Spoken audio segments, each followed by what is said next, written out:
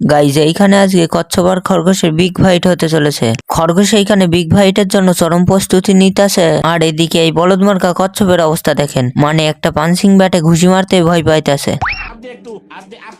খরগোশের কাছে তো এইটা কোনো ব্যাপারই না।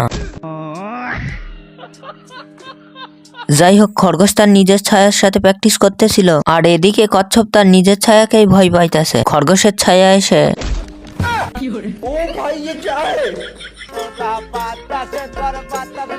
যাই হোক, এবার শুরু হবে এদের বিগ ফাইট। এমালে অনেক কষ্টে উঠে বসে।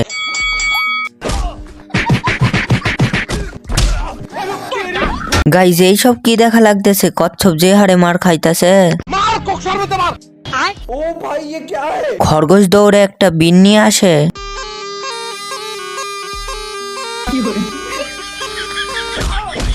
খরগোশের মার খেয়ে কচ্ছপের তো পুরো লাল বাতি জ্বলে গেছে। বাট আমরা সকলেই জানি কচ্ছপ আর খরগোশের রেস হয়েছিল, কচ্ছপের কিন্তু জেতার কথা ছিল না, বাট কচ্ছপ তবুও হার মানে নাই। এন্ড অবশেষে খরগোশকে হারিয়ে কচ্ছপই রেস জিতে যায়। সো এখানেও এইরকম কিছু হতে পারে।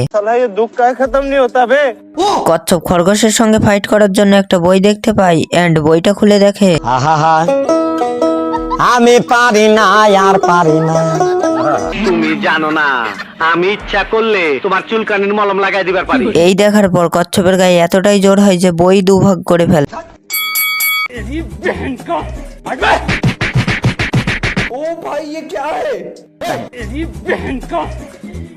খরগোশ অনেক চেষ্টা করার পরে কচ্ছপের একটা চুলও ছিঁড়তে পারে না।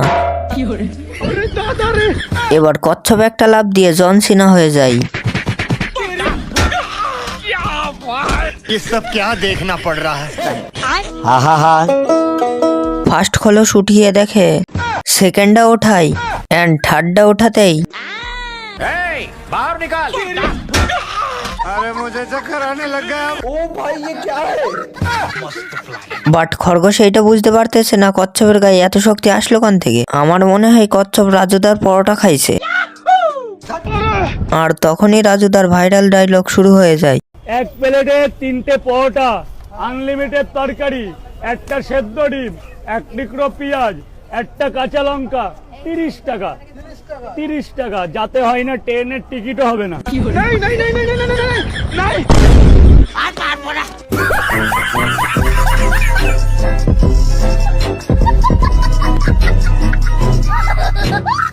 তো এ নিউজ ব্রাদার, ভিডিও দেখে পাইলে মজা, তাড়াতাড়ি সাবস্ক্রাইব করো ভজা।